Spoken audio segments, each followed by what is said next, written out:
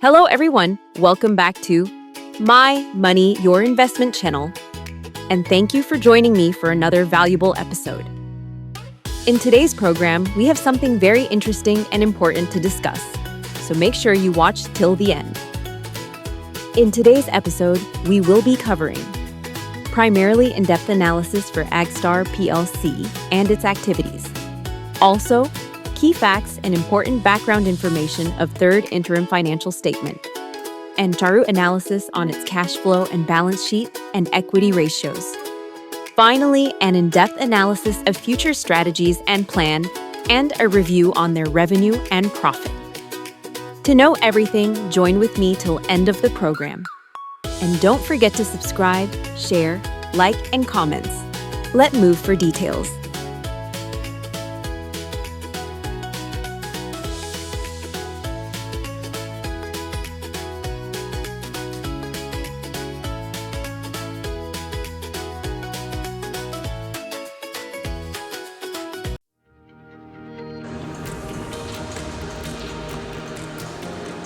Back to the deep dive. Today, we are actually shifting gears a bit. We aren't looking at some sweeping industry trend or, the latest AI breakthrough that's going to steal our jobs. Yeah, no AI today, thankfully. Right, exactly. Today, we are putting on our forensic gloves. We are performing an autopsy on a corporate turnaround that looks, quite frankly, it almost looks too dramatic to be true at first glance. It's definitely a set of financial statements that makes you stop scrolling and say, wait a minute. Exactly. We are pulling apart the interim condensed financial statements for Agstar PLC. This is for the 9 months ending December 31st, 2025. And the reason we're bringing this to you today is because of the central tension in these numbers. Yeah. I mean, let's be honest, usually corporate reporting is a cure for insomnia. Oh, absolutely. You usually see, steady growth, maybe 2% here, a little dip there. It is highly predictable. Right, but Agstar, this is a thriller. It really is. You are looking at a company that was bleeding out in 2024. I mean, significant losses, red ink everywhere. And then just 12 months later, they're posting massive profit gains. And that is our mission for today's deep dive. We need to answer one question for you. How? How does a company pull off a reversal of this magnitude in 1 year? Is this a sustainable new dawn for Agstar, or is it just, financial gymnastics? Because when I see a line chart go vertical, I get suspicious. That is the billion rupee question right there. We need to determine the quality of those earnings. Is this operational excellence, like people actually doing their jobs better, or is it just accounting maneuvering? So let's start with a headline that really grabs you by the collar. We are looking at a reported 189% increase in profit before tax. When you first opened the spreadsheet and saw that number, what was your gut reaction? Honestly, my gut reaction was, show me the cash. Skeptical from the start. I love it. Always. When you see a triple-digit percentage jump in profit, you have to look for the anomaly. Did they sell a building? Did they win a massive lawsuit? But here's the thing. My initial impression after actually digging in, it shifted. Oh, yeah. This looks like a classic story of efficiency over volume. If you look at the top line, the sales growth is good, but it is not explosive. The middle of the income statement, though, the gross profit and operating profit, that is where the magic involves aggressive management. Okay, let's test that efficiency over volume theory. Let's start at the very top. Revenue. For the 9 months ending December 2025, the group revenue came in at Rs 9.04 billion. Which is a solid number. It is a lot of fertilizer and seeds. It is. It is up from Rs 7.92 billion the previous year. So that is a 14% increase year over year. Now, in most businesses, 14% growth is a champagne moment. If I grew my savings account by 14%, I would be thrilled. But does a 14% jump in sales explain a 189% jump in profit? Not on its own, no. And that is a really key concept for you to grasp here. If your revenue goes up 14% and your profit goes up 14%, that's just linear growth. That is normal. But if revenue goes up 14% and profit goes up 20%, that's operating leverage. You are spreading fixed costs like your rent and your CEO's salary over more sales. But when revenue goes up 14% and profit goes up nearly 200%, that is an explosion. Something else is fundamentally shifting in the business model. Let's drop the specific profit shock numbers to show the scale of this. In 2024, same period, the group suffered a loss before tax of Rs 132.97 million. They were deep in the red. A very difficult position to be in. That's the kind of loss that makes board meetings incredibly uncomfortable. Fast forward to 2025, Profit before tax is positive Rs, 118.09 million. A complete U-turn. Right. So strictly speaking, statistically, that is the 189% swing. But let's unpack the why. You mentioned efficiency earlier. How do they squeeze that much juice out of the lemon? You have to look at what I call the keep rate. It's how much of that revenue actually stays in the building. It is not just about selling more, it is about spending less to sell it. The smoking gun here is operating profit. Okay, let's look at that. In 2024, their actual operations, the day-to-day business of being Agstar, lost Rs 24.27 million. In 2025, positive Rs 198.28 million. Wait, let me check the math on that swing. From negative 24 to positive 198. It is a 917% increase in operating profit. 970%. That is obscene. In a good way, I mean. Yep. But how did they fire everyone? Did they just stop paying the electric bill? No, they fixed their margins. This right here is the engine room of the turnaround. Look at the gross profit. It hit Rs 939.82 million, which is up 55% from the previous year. So revenue is only up 14%, but gross profit, the money left over after making the product but before paying the office staff, is up 55%. That implies their cost of sales didn't rise nearly as fast as their prices. Spot on. The data bears that out entirely. Revenue climbed 14%, but cost of sales only increased by 11%. It went from 7.3 billion to 8.1 billion. Interesting. That gap, that 3% difference, it might sound small to a casual observer. But when you are dealing with billions of rupees, that spread is pure profit falling straight to the bottom line. What does that tell you about the business reality on the ground? Are they just gouging customers? Or are they buying raw materials cheaper? It could be pricing power, sure.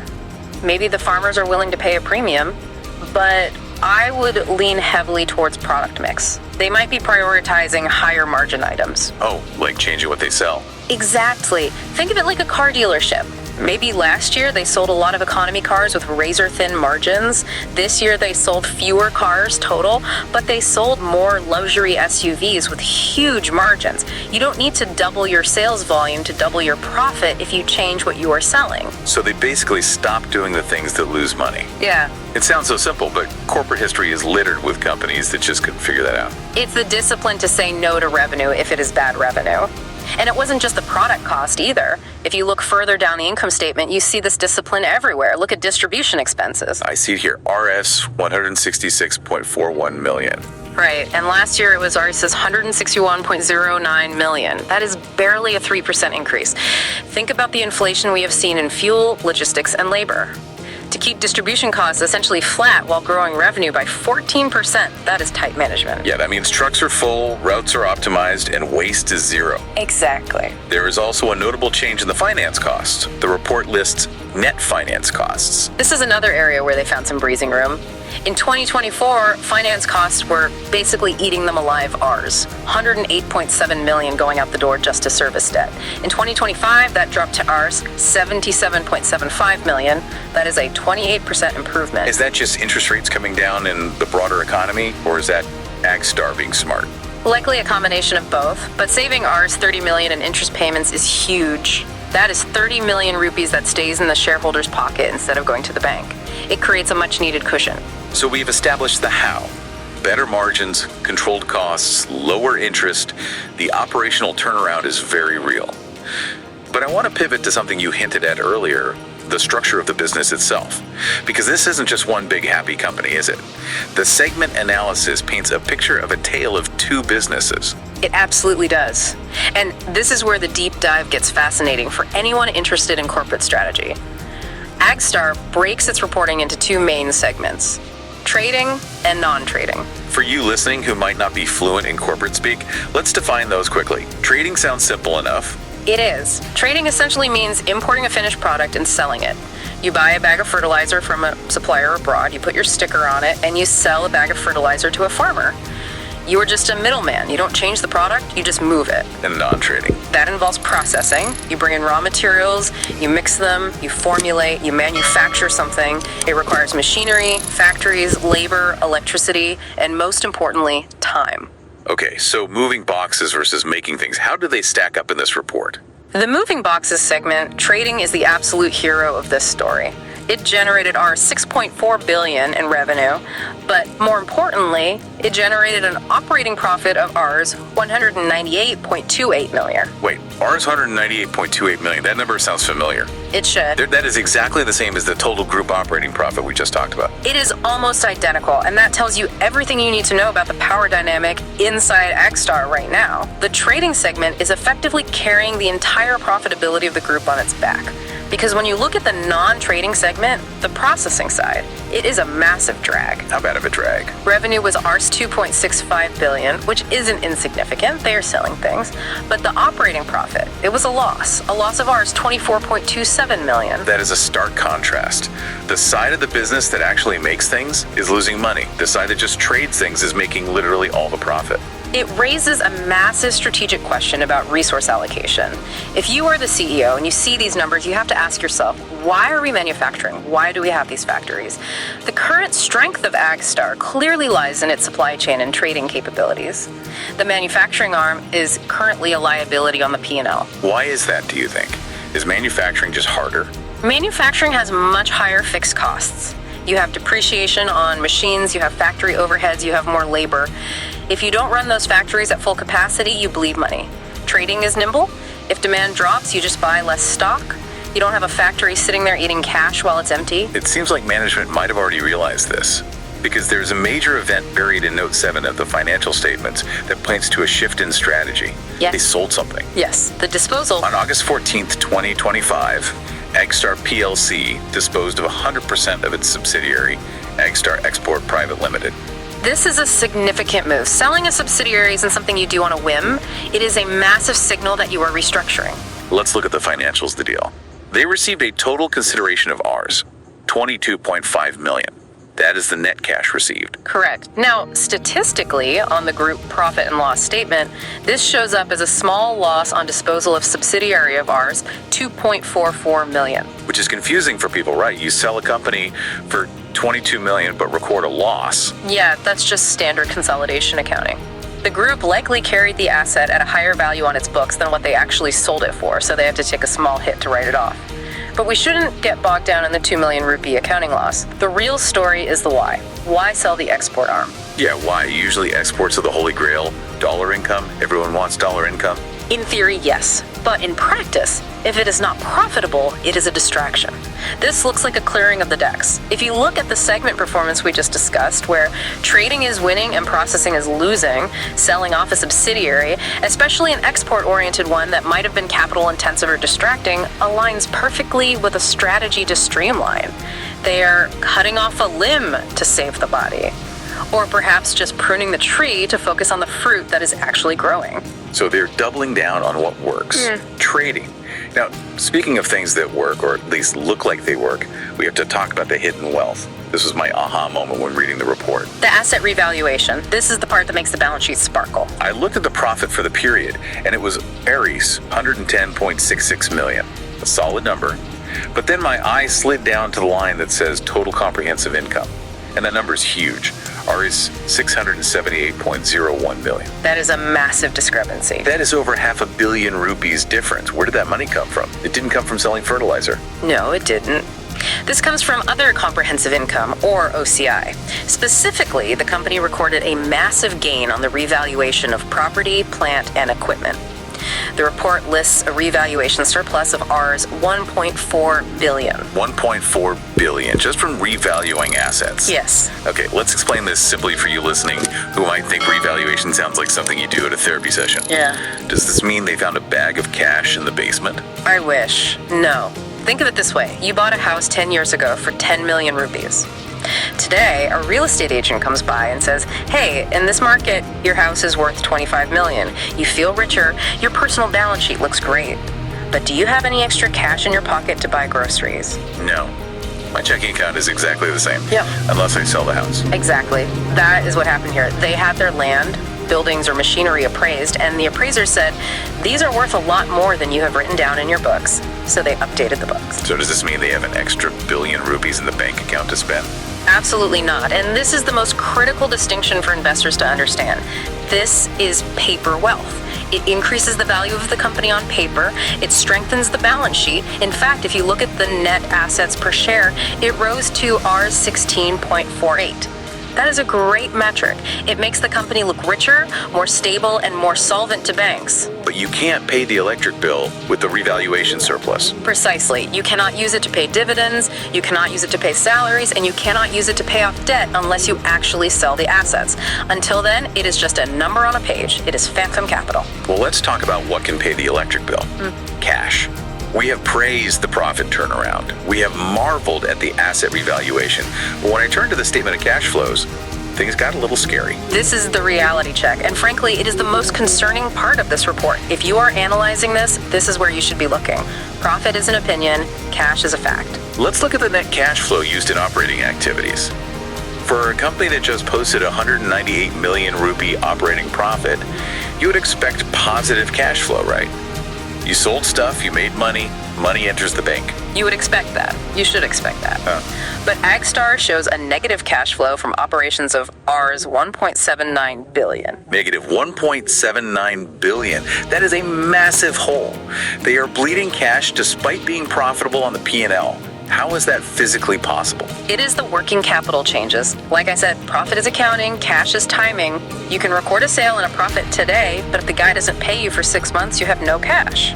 And where's the cash stuck? One line item stands out like a sore thumb here. Increase in amounts due from related companies. I have that line here. It says that item sucked up Rs 2.12 billion. Think about what that means. The company sold goods, they recorded the revenue, they recorded the profit, but they didn't collect the cash. Instead, that value over 2 billion rupees is sitting as an IOU from related companies. So they are effectively acting as a bank for their related parties. In a way, yes. They are funding their related companies' operations. The cash generated by Agstar isn't reinvested in Agstar, it flowed out to these other entities. And that is why their operating cash flow is negative. The cash is stuck in the family, so to speak. That sounds really precarious. If I lent all my paycheck to my brother, I couldn't pay my rent. If they don't have the cash, how are they keeping the lights on? How are they funding this 2 billion rupee gap? They are funding it through debt.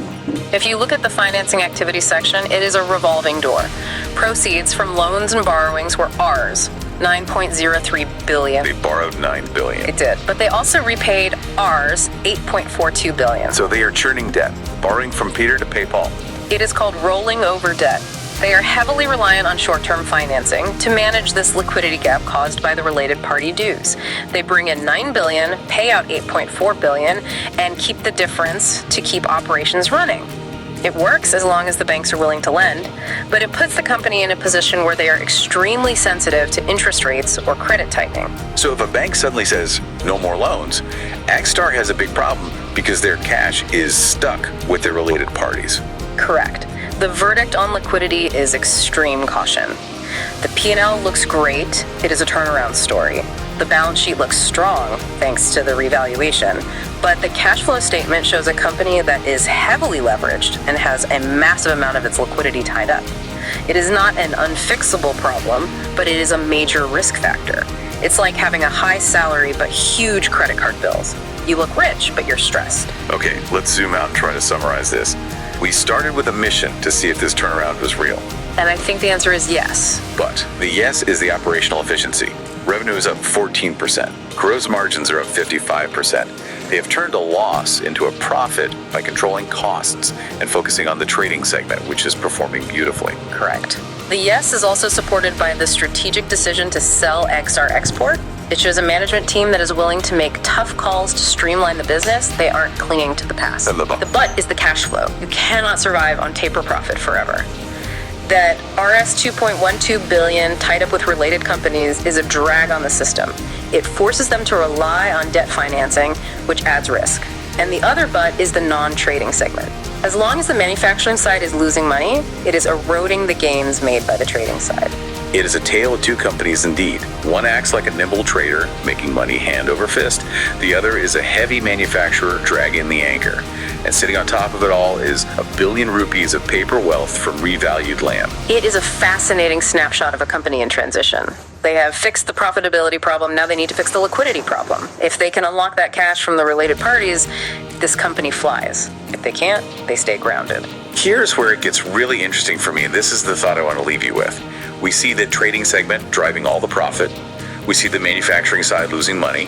We see the disposal of a subsidiary. Is this the beginning of the end for Agstar as a manufacturer? Will they eventually transition into a pure trading company, shedding all the heavy assets and processing plants? That is the logical conclusion of the current trend lines. If I were a betting person, I would watch for more disposals in the future. Why keep the factory if the trading desk makes all the money? And if they do that, when will that paper profit from the asset revaluations actually turn into cash for the shareholders? Because right now, it is just a nice number on a balance sheet, but as we know, you can't spend a balance sheet. A very provocative question, but one the shareholders should definitely be asking at the next AGM. That is all for this deep dive into Agstar PLC. A dramatic turnaround with a few skeletons still in the closet, or perhaps in the cash flow statement. Thanks for listening.